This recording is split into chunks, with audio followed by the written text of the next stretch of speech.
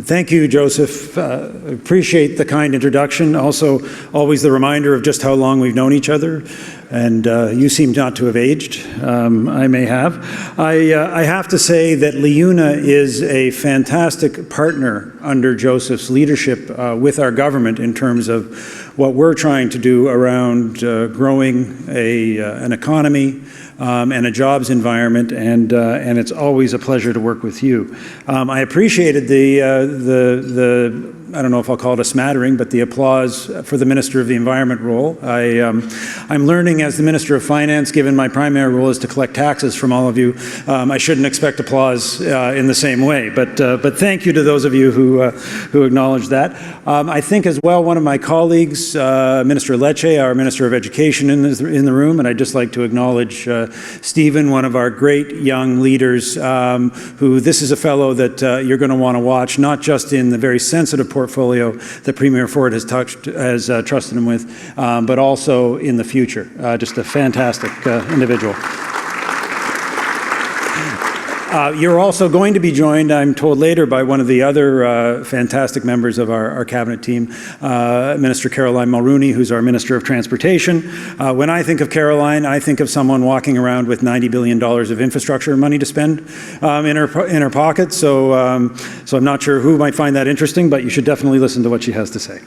On behalf of Premier Ford, it is my pleasure to welcome everyone today to this prestigious event, and I'm pleased to have the opportunity today to share with you a little bit about what our government is doing to ensure that this province remains the vibrant economy that it is, the vibrant place for business that it is, and the vibrant place where people can live, play, and raise their families.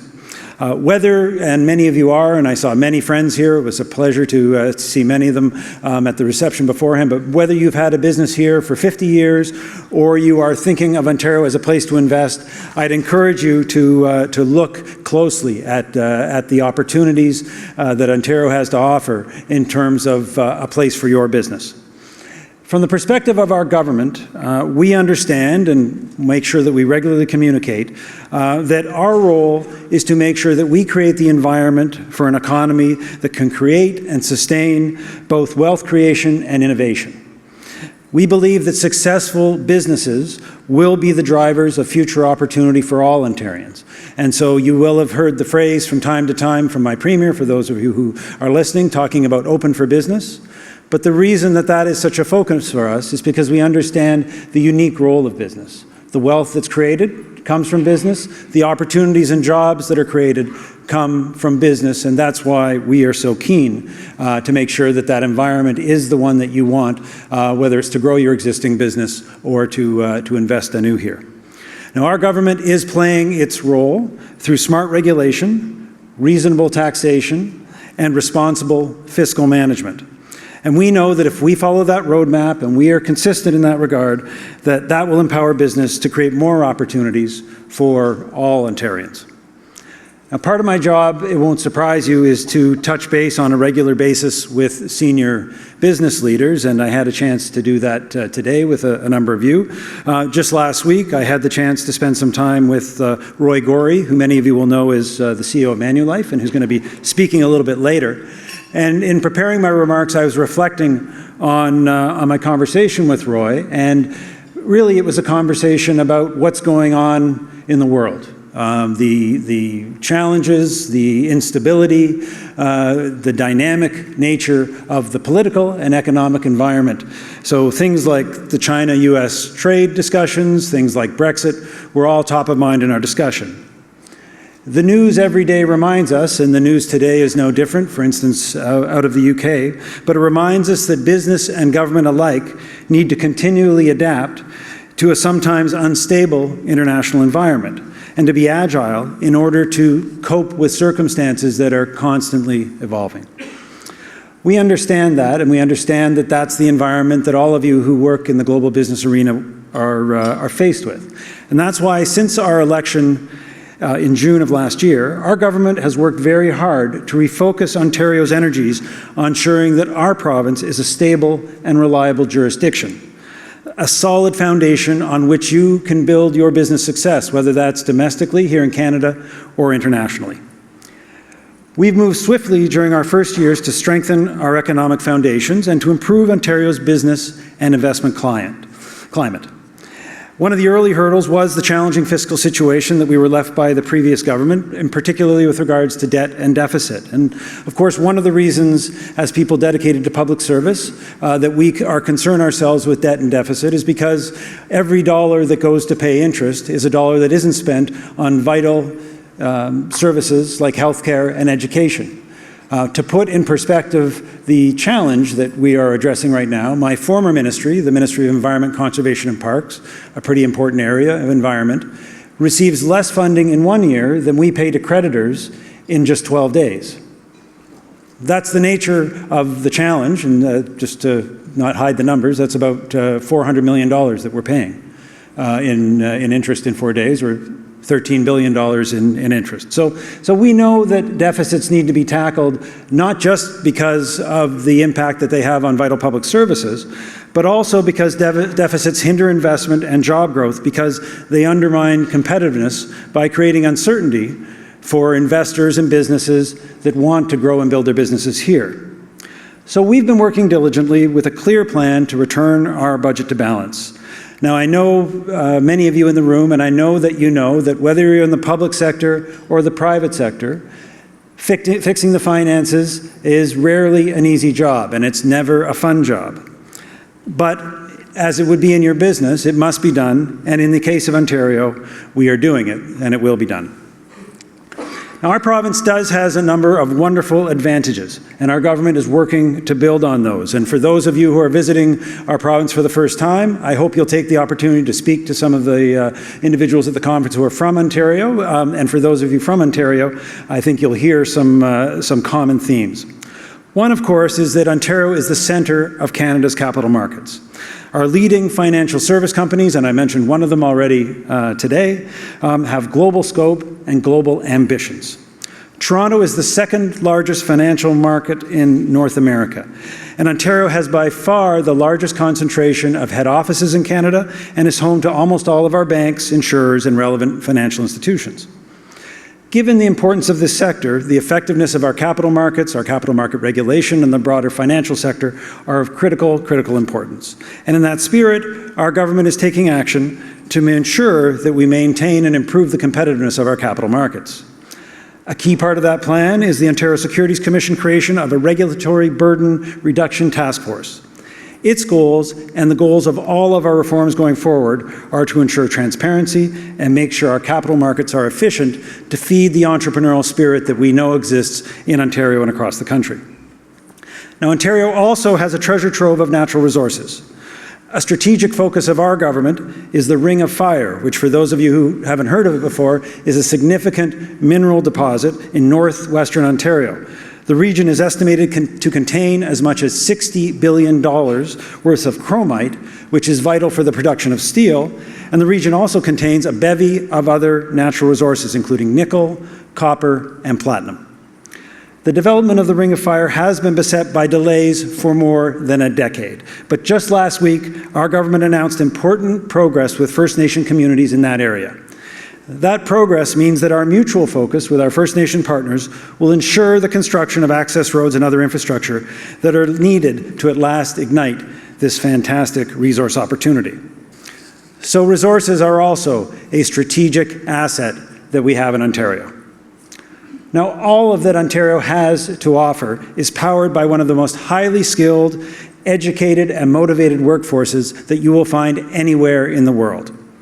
It's supported by a province-wide network of world-class colleges, universities, and training centers, and that's a network that our government is dedicated to improving. Among other things, we are setting incentives for post-secondary institutions to give students the training they need by tying 60% of these institutions' government funding to performance outcomes over the next 6 years. In this regard, Ontario is a global leader in ensuring that post-secondary institutions are offering learning that is aligned with proper labor market outcomes. We want business people like yourselves, to have access to the most talented, motivated, skilled workforce in the world so that you can reach your ambitions in terms of building your businesses and creating opportunity for our province. Finally, as I mentioned, we are taking measurable steps to strengthen the climate for business and job creation. We do this mindful of the fact that it is business that creates and sustains long-term jobs and opportunities for Ontario's population. So our government is dedicated to reducing the burden on job creators.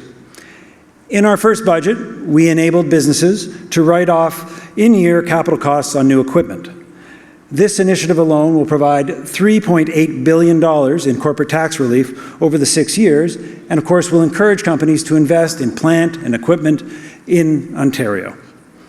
All told, over the next 6 years, we will provide $26 billion in tax relief to businesses and individuals. And this is part of our plan to make our economy one of the most competitive in North America. Now, in the spirit of that commitment, we are reducing unnecessary red tape by 25% by 2020. This is a government-wide commitment, and we are well on our way to making it easier to do business in the province of Ontario.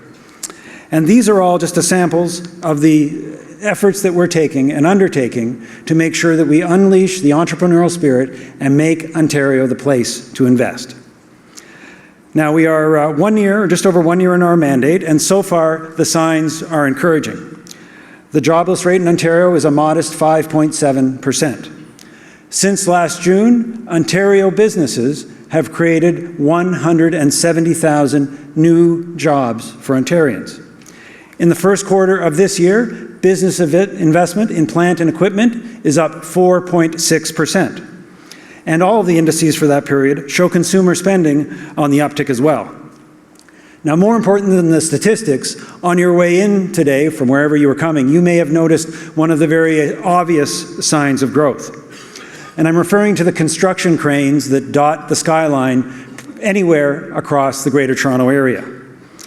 As the Daily Commercial News recently noted, of the 420 construction cranes that are currently operating in major centers in North America, 120, or just under 30%, are operating here in the GTA. Now that's a great sign, and I'm sure my friend Joseph would agree. That's a sign of an economy that is vibrant, an economy that is optimistic, and investors that are optimistic, and people that are optimistic about the future of this province. And I'm hoping that your experience, for those of you who are from outside of the province, here in Ontario, talking to our business people, talking to our entrepreneurs, will reinforce that sense of excitement. Now, I always, when I get this opportunity to speak to a group of risk takers, a group of business people, I always take the opportunity to thank you for the business that you do in Ontario. As Joseph kindly referenced, my background is not particularly in politics, in business. I have known the feeling as an owner-entrepreneur, and it usually comes every year at the annual party. I don't know if any of you have experienced this, but when everybody's having a really great time and it's really going well and everybody's enjoying it, and there's always that person in the corner who's sitting there wondering, are we going to be able to do this again next year? Because you understand the pressures that are on the people who take the risk and the businesses that make the decision to invest, whether it's in Ontario or somewhere else. So understand that we as a government appreciate that it is you who take the risks. It is you who make those decisions.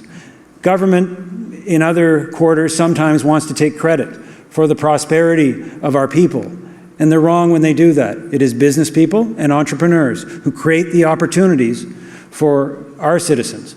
And so I thank you for that, and I thank you for the work that you do and the chances you take, and I commit to you on behalf of all of our government, and certainly Premier Ford, that we will be there to partner with you. Thank you.